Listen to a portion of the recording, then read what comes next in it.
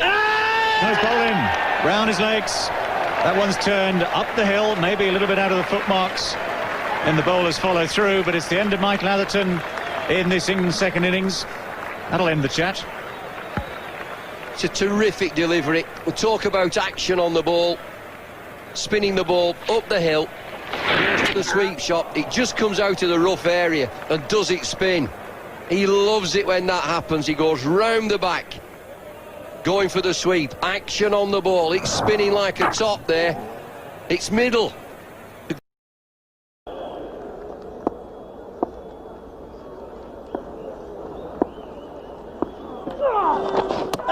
Oh, beautifully bowled. That's a wonderful delivery from Shane Warne. Clipping the top of off stump. That's absolutely exactly what the Australians needed. And this is the perfect leg spinner. In drift, it pitches outside leg stump and hits the top of off. We thought this wicket might turn. It's certainly turning.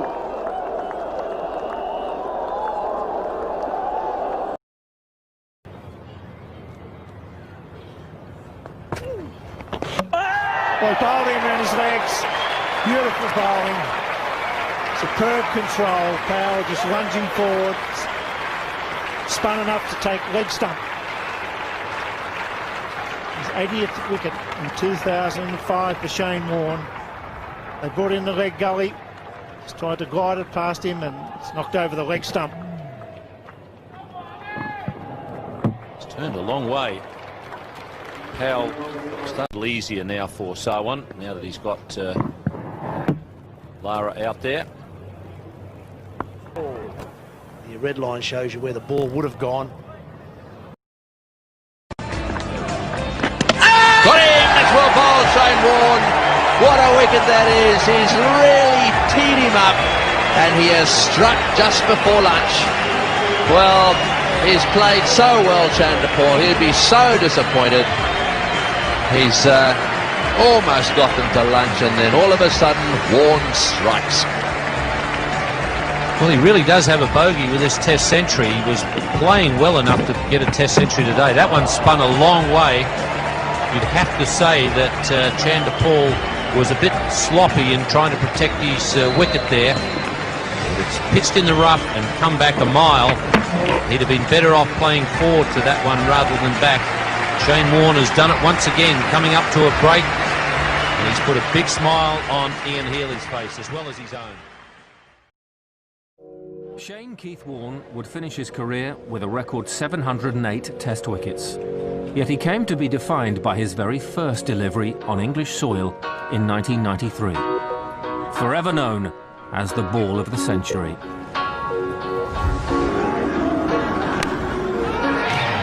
He's done it. He started off with the most beautiful delivery. I didn't really get a good look at it and didn't really have an initial appreciation of how good it was until way later, once we saw the replay. I mean, out in the ground, Warnie's first ball, you beauty, you know, 1 for none. Thanks for coming.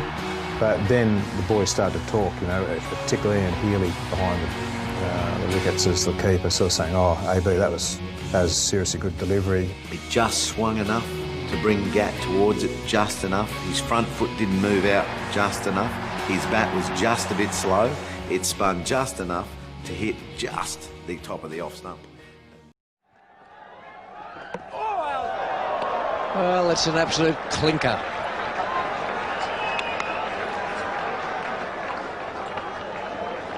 Not quite the Mike Gatting ball, but it was good enough for number 11 in Zimbabwe. It was a beauty.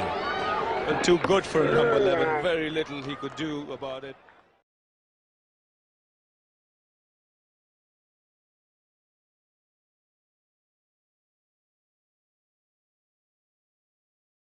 Shane Warne, not surprisingly, getting an over before the end of the day's play. You just never know. There's this expectation when Shane Warne's in the attack, something is going to happen.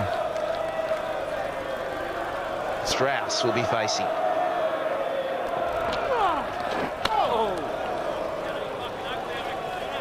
A little bit of spin there, first delivery.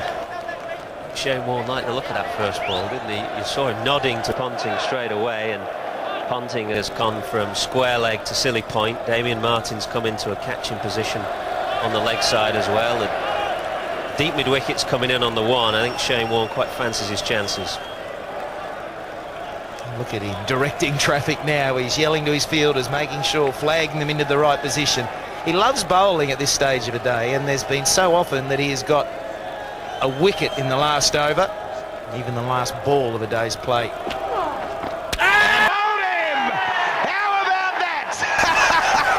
Absolutely brilliant from Shane Warne. He can bring things out of nowhere. Magnificent piece of bowling from Warne. He's made a few batsmen look a bit foolish over the years, and there's no disgrace in Andrew Strauss looking a bit foolish, but he did here. Real side spin from Warne, maximum side spin, and bowling him behind his legs. Not just bowling him behind his legs, but bowling him middle stump behind his legs. That shows you how far that ball spun. Strauss gone for 6, 25 for 1. It's Shane Warne's 100th wicket in England, and the only player to have taken 100 wickets. Better define this for me. In an overseas country. Absolutely. That's right, isn't it? I've just moved my chair about 3 yards away from you, just in case you start shouting if Warne gets another wicket. Emptied the commentary box. Well, you better take over this replay then, Anderson. It's a beauty. It's maximum side spin. That's what you'll see if we can close up the ball spinning on the way down. It's no overspin at all on the ball. Complete side spin. And it's spun so far. Just watch the ball coming down there. The seam is pointing 90 degrees, and that shows that he's trying to get maximum spin on that ball. It's a magnificent piece of bowling. You can see what Strauss was trying to do, which was trying to get across to cover his off stump. Problem is, he got across too far and exposed his middle and leg stump in the process. Strauss is trying to get across. As a left-hander, he knows he's got to get his pad in line and get across and cover his stumps, but he just went too far. And he was on the crease rather than getting down in front of the crease.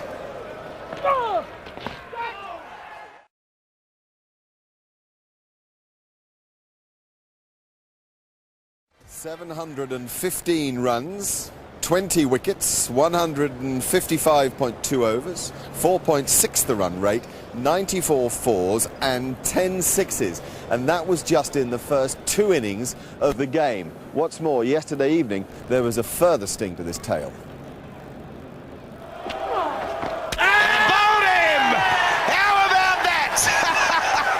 Absolutely brilliant from Shane Warne. Magnificent piece of bowling from Warne. He's made a few batsmen look a bit foolish over the years, and there's no disgrace in Andrew Strauss looking a bit foolish, but he did here. Real side spin from Warne. I am just measuring the distance here. So we move now to 9 feet. This ball pitched 9 feet from the popping crease and very wide on the return crease. Absolutely amazing. Right in the middle of the rough area, admittedly, but the level of spin, quite extraordinary. Having a look at it again. Now watch Andrew Strauss's eyes. He seems to be covering that ball. People are saying he didn't play it all that well. He seems to have had that ball covered. His eyes were in a good position, but he's done simply by the amount of spin. And now we are able to superimpose the landing of this ball, okay? I can move to where Strauss was standing here. And off we go with Hawkeye now. So here I am trying to play this ball, and I see its line, and I want to get myself in line with it, but the ball comes in behind me. I mean, unbelievable bit of bowling, but Warne's been doing that for as long as we've seen him in this country. Let's go back to 1993. This is a seriously famous moment in cricket history, the Gatting ball. The ball pitching way outside leg stump and clipping the tip of off. Look at that in-drift that he got way back in 1993. And the other guys in the picture, Gooch, Gatting, Ian Healy, Mark Taylor, nowhere to be seen. Dramatic stuff from the #1 spin bowler in the world, but the #1 spin bowler in England is alongside me, and also Alan Donald, a great hero of Warwickshire and South Africa. Guys, good morning. Thanks for coming out and joining us. AD, a word from you as an opponent from a different country. Facing Warne is probably cricket's greatest modern challenge. Well, don't ask me. I haven't got much of a clue facing him. No, he's just incredible. I mean, watching that delivery on highlights yesterday was just the amount of spin he put on it. And of course, the rough that there is outside that off stump to Strauss, it's just incredible.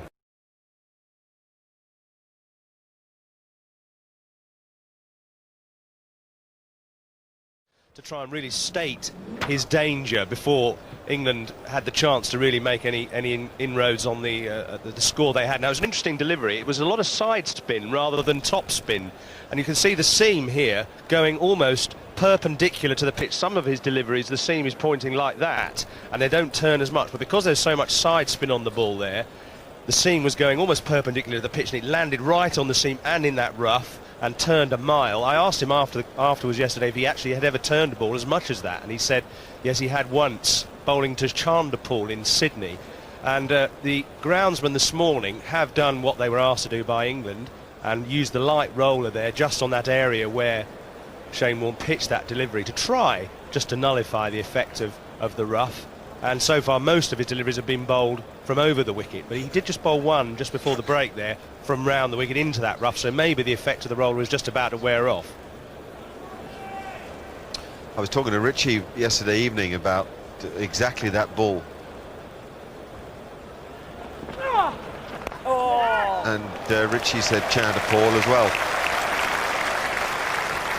A couple there for Ian, but he just got into it a bit early. There were some oohs and ahs around the wicket, but sometimes when the ball comes out of the rough, the problem actually is the pace and the bounce as it comes at you, and it varies so much that it's pretty easy to play too early at the ball, and that's all that Bell did there. Allow the ball to come to him, whereas Peterson is a much bigger hitter of the ball. Just before the drinks break a moment ago, Warne did that to Bell, and Bell can really do nothing except watch it go past his outside edge. There's no point in him even considering that ball again. He's got to blot it from his memory and play the next ball. If you're trying to bat with things like that in your mind, you've really got no chance, actually. A bit more of Simon. Well, it's just to finish, really, the story of what was going to become known as the Strauss ball. And Warne was a bit disgruntled with the way that the fast bowlers bowled, I think, and he was determined to make a statement with a really big turner, and sure enough, that was a huge turner. There's Hawkeye just showing you how much it turned. And what we've done is superimposed a ball here, the red ball, as if it didn't turn, to just compare what a ball would have been like if it hadn't turned at all with the one that did turn there. If it had gone straight on, that was red. If it had turned as it did, blue. 2 feet of difference to the batsman, 3 feet at the stump. So you could say that that ball turned 2 feet, and it does take some playing.